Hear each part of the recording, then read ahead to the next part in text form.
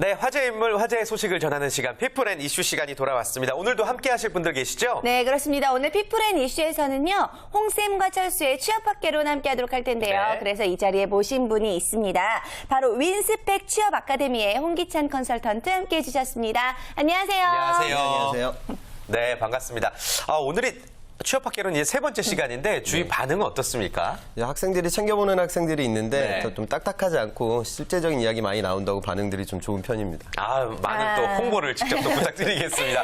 그나저나 철수 씨의 모습이 안 보여요? 네, 철수 씨. 자, 오늘은요, 화면으로 인사를 드린다고 하는데요. 어떤 사연이 있는 건지 저희가 화면을 통해서 먼저 만나보겠습니다.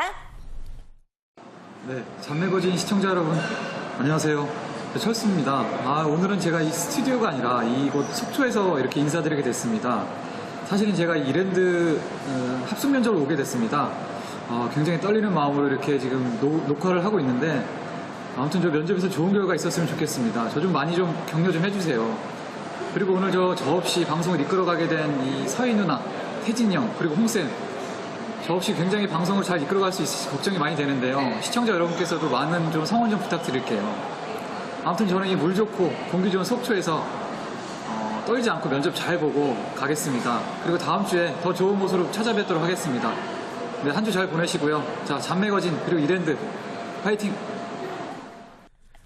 예, 이런 사연이 있었군요. 잔매거진을 또 잊지 않고 또 영상을 통해서 인사를 전해왔네요. 네, 그렇습니다. 합숙 면접을 지금 보러 갔다고 하는데요. 와, 근데 철수가 능력자긴 능력자입니다. 이렇게 합숙 면접까지 가는 것도 쉽지가 않은데 대신에 오늘 철수 씨가 걱정을 했던 대로 우리가 방송을 우리끼리 또 이끌어 가야 되기 때문에 홍쌤이 오늘 어깨가 무거우실 것 같아요. 방송 분량이 2배로 늘어났어요. 네, 우선 면접자에 가 있는 홍쌤, 홍쌤이란다. 우리 철수 씨 승리를 좀 기원하고요. 제가 또 2배 목까지 진행하도록 하겠습니다. 알겠습니다. 기대하도록 하겠습니다. 자, 오늘도 취업학개론을 통해서 속 시원한 취업시장에 관련한 이야기 나눠봐야 될 것 같습니다. 네, 그렇습니다. 취업과 관련해서 고민이 있으신 분들은요, 방송 중에 저희에게 연락 주시면 되겠는데요. 전화번호 지금 화면으로 나가고 있죠. 전화번호 02845-1901에서 2번 2대의 전화 기다리고 있고요. 또 유료 문자 메시지 샵 8181 번호도 열려 있으니까요. 궁금하신 내용들이 있다면 언제든지 저희에게 문의 주시면 되겠습니다. 좋습니다. 때로는 조금 황당할 수도 있는 이야기들 어떠한 고민이든 저희는 환영하고 있으니까 많은 참여 부탁드리겠습니다. 자, 먼저요. 역시나 익명을 요구한 첫 번째 취업 준비생의 고민부터 확인해 보겠습니다. 네. 자, 합숙 면접에 오라고 이틀 전에 메일이 왔어요. 갑작스러운 일정이라 당황스럽지만 그래도 짐을 싸고 있긴 한데요. 저 이런 건 처음이라 사실 걱정이 많이 됩니다. 합숙 면접은 한순간도 놓치지 않고 지원자들을 감시하는 차원으로 느껴진다는데 합숙 면접에서 가장 중요한 건 뭘까요? 또 합격을 위해서 가면놀이를 하고 오는 게 나을까요? 사실 제가 낯가림이 좀 심하고 좀 조용한 편이라서 걱정이 많이 되는데 게다가 먹는 것도 가리는 게 많아서 정말 마음이 불편합니다. 라고 사연을 올려주셨네요. 네, 어떻게 보면 또 우리 철수 씨와 같은 입장의 분이 이제 고민을 털어놓으셨습니다. 사실 합숙 면접이 경험이 없기 때문에 붙어도 당황하는 지원자들이 많거든요. 어떠한 컨셉을 가지고 혹은 어떠한 팁을 가지고 임해야 되는 걸까요?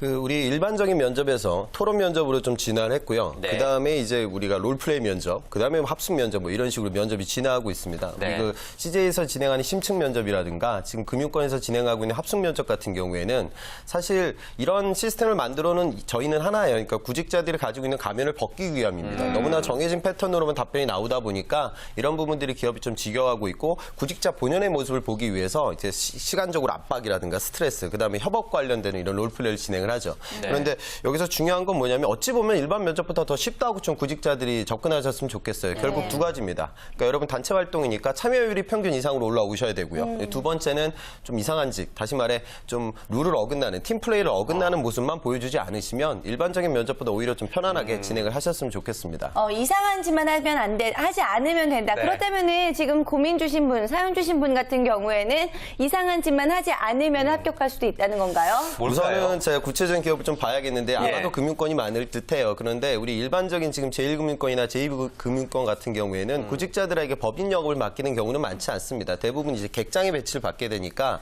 최종 소비자들과의 커뮤니케이션이 그 어떤 직무보다 중요한 포지션이거든요. 그러다 보니까 아무래도 좀 낯가림이 좀 너무 심하신 편은 좋지 않겠죠. 그러니까 나의 좀 편안한 소통 능력, 고객들에게 반복 먼저 다가갈 수 있는 그런 적극적인 좀 소통 능력 정도는 좀 표출해 주셨으면 좋겠습니다. 그렇군요. 네. 하긴 합숙 면접장에서 뭐 식당으로 가는 발걸음 하나하나, 뭐 어떤 조별 과제에서 이 손짓 발짓 하나하나가 다 점수로 매겨질 수 있기 때문에 낯가림이라든지 어떤 좀 위험한 행동들은 좀 조심하셔야 될 것 같습니다. 네. 서희 씨가 또 낯가림 없기로 유명하잖아요. 낯가림을 줄이는 방법을 좀 하나 알려주신다면 어떤 게 근데 있을까요? 사실 저도 낯가림이 굉장히 심했었는데 네. 일을 하다 보니까 이걸 좀 해소하기 위해 노력을 좀 많이 했어요. 근데 제가 썼던 방법 중에 하나는요. 이 남에게 지금 당장 보이는 이제 칭찬할 수 있는 거리를 좀 찾는 것 같아요. 태진 씨 오늘 자켓이 너무 멋지세요. 이렇게 야. 뭔가 말을 건넬 수 있는 정말 한마디만 말을 하게 되면 그 다음부터 좀 말이 쉽거든요. 첫 마디에 포문을 열기 위해서 칭찬의 말을 좀 열심히 좀 찾는 편입니다. 어때요? 제가 쓰는 방법이 좀 괜찮은 편일까요? 네, 소희 씨가 좋은 말씀 해주셨습니다. 예.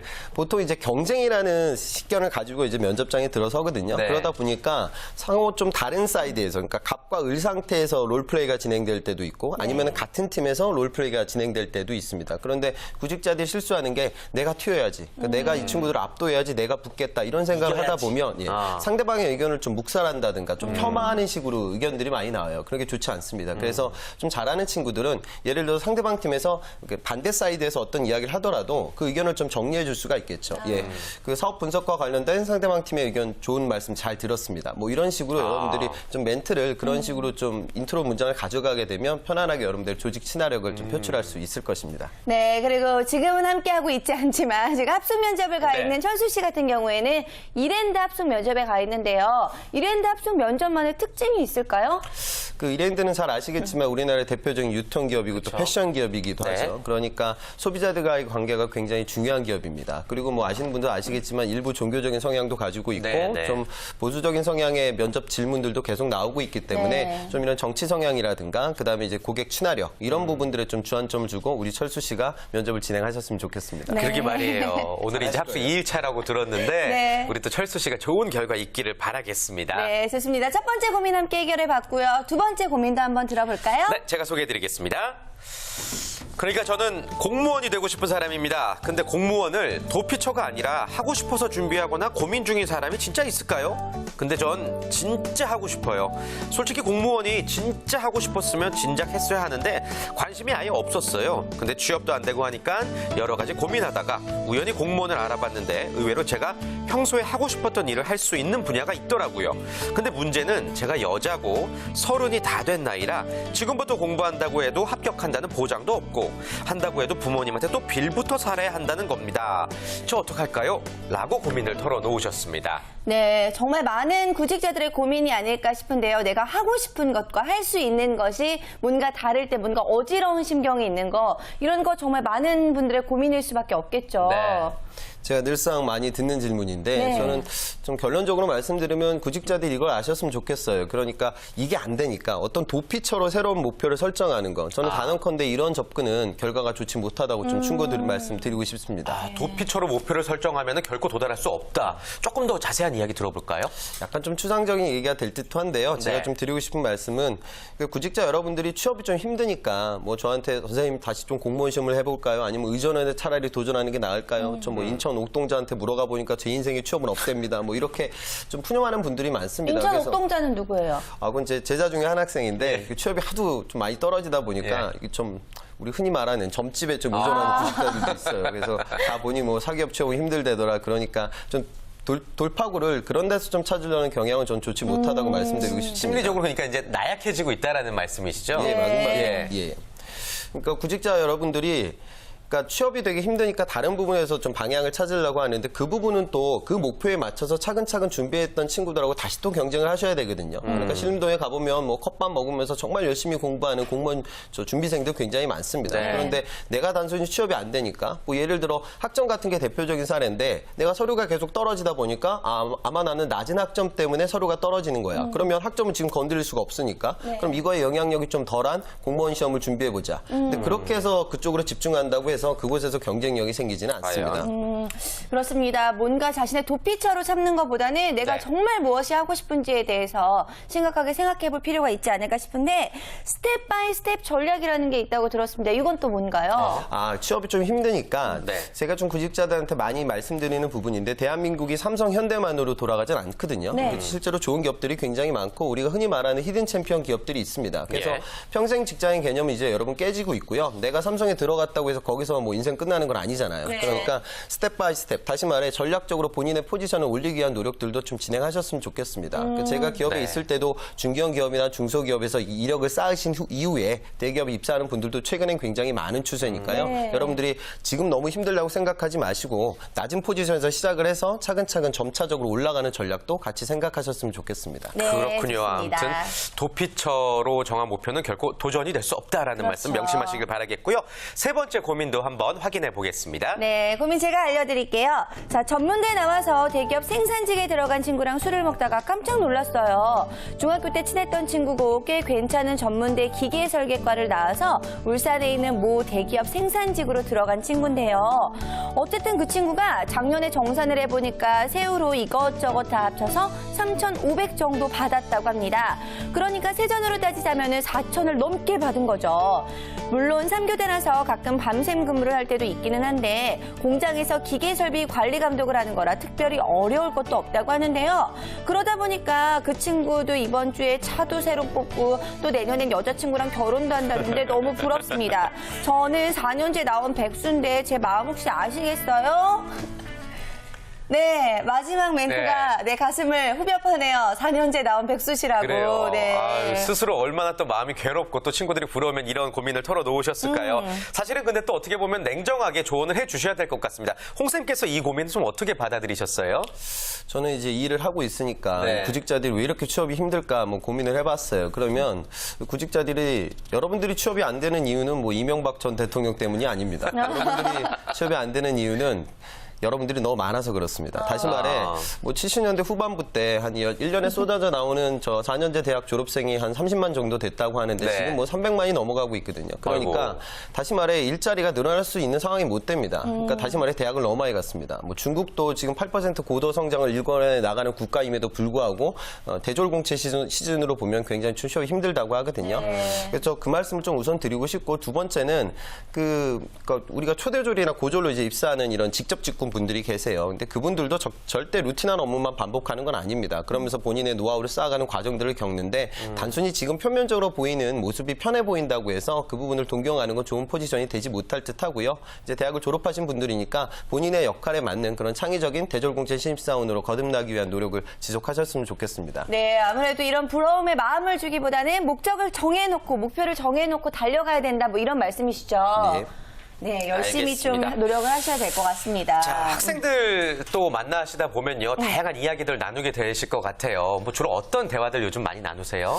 그러니까 오늘 질문들을 제가 들으면서 느끼는 부분인데 우리 저 대학생들이 취업이 너무 힘드니까 힐링에 대해서 열망을 좀 많이 갖고 있습니다. 요즘 또 열풍이죠. 예. 예. 제가 학생들 만나면 좀 감명 깊게 읽은 책 3권 정도 한번 이야기해봐라 이런 식으로 제가 질문을 던지는데요. 대부분 나오는 게 뭐 아프니까 아프니까 청춘이다. 청춘이다. 멈추니까 뭐 비로소 보이는 것들, 모범답안. 시크릿 이런 것들인데 네. 제가 좀 여러분들한테 좀 날카로운 이야기가 될지도 모르겠지만 여러분들은 지금 힐링할 시간이 없습니다. 다시 말해 물론 여러분들 마음가짐 따뜻하게 만드는 것도 중요하지만 여러분들은 지금 기업에 입사해야 되는데 그 기업의 구조와 플레인 뭐 이런 것들도 다들 좀 부족하거든요. 다시 말해 매일매일 나오는 경제신문 리딩하기도 힘든 지금 이 시간에 여러분들이 좀 힐링에만 너무 좀 추구하는 거 저는 이런 부분들은 좀 지양하셨으면 좋겠습니다. 네, 맞습니다. 뭐 잠깐 친구들이랑 영화 보는 이런 것도 안 될까요? 아니 물론 그 정도는 되죠. 근데 네. 여러분들 그 계속 바뀌는 트렌드, 그러니까 구직자들이 너무 좀 문화 콘텐츠에만 요즘 집중하고 있다는 생각을 네. 제가 많이 가져요. 그래서 여러분들은 좀 정치 경제라든가 그다음에 경제단에서 돌아가는 동향들을 좀 더. 빠르게 따라오셨으면 좋겠습니다. 네, 정말 마음을 굳게 먹고 나에게 필요한 게 무엇인지를 잘 찾아내야 될 것 같은데요.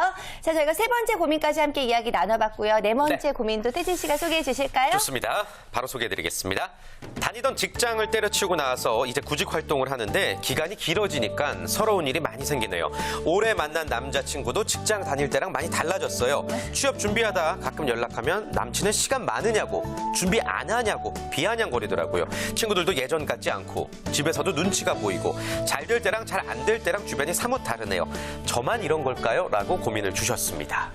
근데 사실 이런 고민하시는 분들도 정말 많이 있는 것 같습니다. 대중적인 고민인 것 같은데, 근데 이 고민은 어쩌면은 취업 상담보다는 연애 상담에 더 가까운 것 같아요. 어떻게 보세요, 홍쌤? 가끔 이제 학생들 만나다 보면 남자친구 취업했는데 저는 당연히 기뻐할 줄 알았는데 여학생이 오히려 좀 불안감을 더 갖더라고요. 그러니까 맞아요. 이제 나도 같이 좀 취업을 해야지 이 상태가 유지될 텐데 뭐 이런 불안감을 가져요. 근데 좀 딱딱한 이야기가 될 수는 있겠지만 여러분들이 지금 뛰고 있는 시장은 시장경제 자본주의 체제하에 있습니다.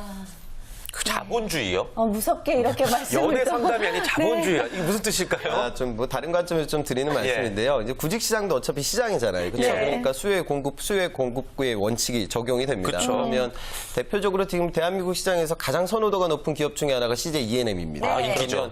물론 뭐 ENM이 좋은 기업이기도 합니다만 그것보다는 사실은 수요는 되게 적거든요. 포지션이 그렇게 많은 TO가 많은 기업은 아니고 하지만 많은 구직자들의 다시 말해 그 열망은 굉장히 많습니다. 미디어에 대한 선호도가 상당히 높거든요. 그러다 보니까 입사하기는 더 힘들어지는 거죠. 마찬가지로 여러분들 사회생활도 그렇고 뭐 연애라든가 친구생활도 마찬가지일 거예요. 좀 슬픈 이야기지만 본인이 잘 돼야 여러분들 친구도 있고 여자친구도 있는 겁니다. 그래서 우선은 좀 본인을 업그레이드 시키는데 저는 더 집중하셨으면 좋겠습니다. 네, 그렇군요. 홍쌤 굉장히 진지하게 이렇게 말씀을 해주시는 거 보니까 혹시 이런 쪽에 상처 받으신 적 있는 거 아닙니까? 네, 그런 건 아니고요. 저도 좀 철이 없었습니다. 대학교 시절에. 저는 아주 단순하게 생각해서 졸업식하고 취업하는 건 줄 알았어요. 그래서 제가 4학년 1학기 때 취업이 됐었는데 개강하고 나서 뭐 학교에 가니까 뭐 학교가 난리가 났더라고요. 근데 당시 저는 토익 점수도 없던 시기였습니다. 그래서 정말 좀 상실감을 많이 맛봤죠. 다른 친구들은 다 준비가 돼 있는데 저는 토익 점수도 없었으니까요. 그러니까 이렇게 뒤처지는 저 같은 사례를 구직자들이 좀 반복하지 않았으면 좋겠습니다. 네, 좋습니다. 아주 현실적인 조언들 여러분께 많이 도움이 되고 있는 것 같습니다. 자, 벌써 마지막 고민 확인해 볼 차례네요. 소개해 주실까요? 네. 자, 지난 여름부터 취업 설명회 그리고 채용 박람회를 다녀왔습니다. 가면 뭔가가 있을 것 같아서 친구 따라 갔는데 사람도 많고 뭐가 뭔지 모르겠더라고요. 제가 아직 2학년이라서 그럴까요? 자, 암튼 취업 준비면 빠르면 빠를수록 좋다고 해서 늘 생각을 하고 있는데 채용 박람회랑 취업 설명회에서 어떤 것들을 캐치해 봐야 될까요? 시간은 시간대로 버리고 또 효과는 없는 것 같아서요. 잘 알고 겨울방학을 준비하고 싶은데 방법 좀 알려주세요. 라고 고민 올려주셨습니다. 그래요. 저희도 방송을 진행하다 보면 이런 뭐 설명회 박람회가 굉장히 많이 열리는데 많이 만족은 또 못하고 있더라고요. 이게 왜 그런 걸까요? 그러니까 채용 박람회라든가 다양한 행사들이 있는데 마치 뭐 이런 행사들을 우리 모터쇼 돌아다니듯이 다니는 구직자들도 많습니다. 가면 막 볼펜 같은 거 주고 하거든요. 다시 말해 막 돌아다니면서 저 신라 호텔도 삼성 거였어. 그다음에 에버랜드가 파크 매출이 12%밖에 안 되네. 그러니까 당연히 알아야 될 사실들을 거기서 느끼는 건 좀 온당치 못할 듯해요. 그래서 여러분들이 좀 확고한 계획을 가지고 그런 박람회도 활용하셨으면 좋겠습니다. 그럼 갈 때 어떤 마음가짐과 자세로 가면 좋을까요? 그러니까 구직자들이 시간이 굉장히 부족하잖아요. 그렇죠? 그러니까 준비를 한 상태에서 가셔야 돼요. 지금 계열사, 자, 귀사의 계열사에 어떤 회사들이 있어서 내가 계열사를 선정하는 데 있어서 어떤 어려움이 있고 근데 현재 지금 나는 가지고 있는 과거 이력이나 전공이라든가 어학 실력이 이러이러한데 어떤 계열사에 어떤 직무를 선택하는 것이 좋겠습니까? 또는 거기서 나의 확률은 어떤 부분에서 더 올라갈 것입니까? 뭐 이런 것들에 대한 구체적인 플랜을 갖고 거기서 현직자들 분들과 좀 이야기를 나눠야 되는데 추상적으로 아이쇼핑하는 단계는 아니거든요. 그러니까 구매 리스트를 딱 만드시고 그 리스트 하에서 확인을 받기 위해서 절차적으로 오프라인 매장을 활용하셨으면 좋겠습니다. 좀 더 적극적인 자세가 필요할 것 같네요. 요즘에는 또 채용 박람회나 취업 설명회가 학교로 직접 찾아가는 컨셉으로 많이 바뀌고 있는 것 같아요. 네, 지금 대표적으로 우리 한국직업방송에서 하고 있는 찾아가는 취업 설명회를 취업 클리닉이 또 있는데 삼육대학교와 용인 송담대에 이어서 11월 1일에는 안산대학교에서 진행이 됐다고 합니다. 홍쌤도 대략 알고 계시죠? 예. 그 구직 활동이 지금 너무 행사들 같은 경우에는 너무 큰 행사들이 많아서 구직자들 돌아다니면서 어려움도 좀 겪습니다. 정보들이 너무 많으니까요. 그런데 지금 찾아가는 취업 클리닝 같은 경우에는 이제 고객 맞춤형, 다시 말해 구직자들 대상으로 해서 1대1로 이제 컨설팅이 진행이 되고 자기소개서라든가 이미지 컨설팅처럼 여러분들이 현직에서 직접 느껴야 될 그런 세부적인 요인들을 서비스로 제공하고 있으니까요. 구직자들이 직접 이런 데 돌아다니시면서 좋은 정보들 많이 얻으셨으면 좋겠습니다. 그래요. 구직자들에게 도움이 될 것 것 같다고 보세요? 어떠세요?